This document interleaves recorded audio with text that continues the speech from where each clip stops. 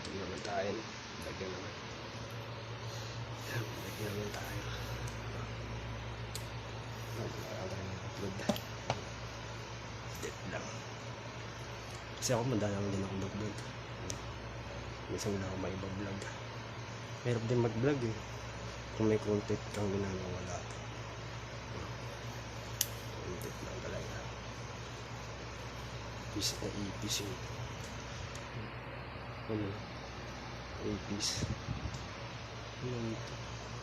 Dinalaw tayo ng ipis dito. Dinalaw tayo ng ipis.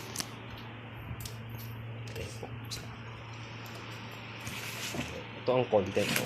Tuwa tayo ng content. Patayin ng ipis. Diba? Ito o. Ano? Makikita niyo yan. Patayin ko yan. Uy! Kaya na. Patay. Oo. Nagapang sa atin yan eh. Diba? Iniipis na tayo. Hindi mo labong. Diba? Yun ang content. Pagpatay ng ipis. Kung ano ito, dinalaw tayo ng ipis. Dinalaw ako ng ipis dito. Ay. Diba? Gawa tayo ng content. Yun ang content. Paano magpatay ng ipis? Ipis yun. Kabuhay pa. Kabuhay pa siya. Patay na. Dinalaw tayo ng ipis.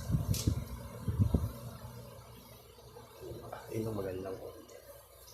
Pinatay natin yung ipis. Sakit.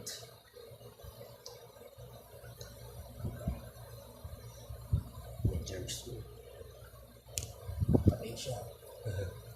Hindi lang mabuhay. Mayroon din ano talaga.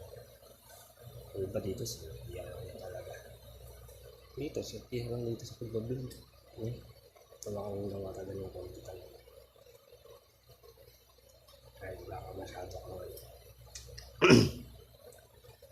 Wala tayo masyadong vlog. Ganun pala talaga. Pag wala kang update, nababawasan yung ano yung sa views mo. Minsan wala na masyado nanonood sa'yo. Ngayon din gagawin mo ng content. Pag wala ka naman isip na content talaga. Yun, content yun galing na. Content na paano magpatay ng ipis.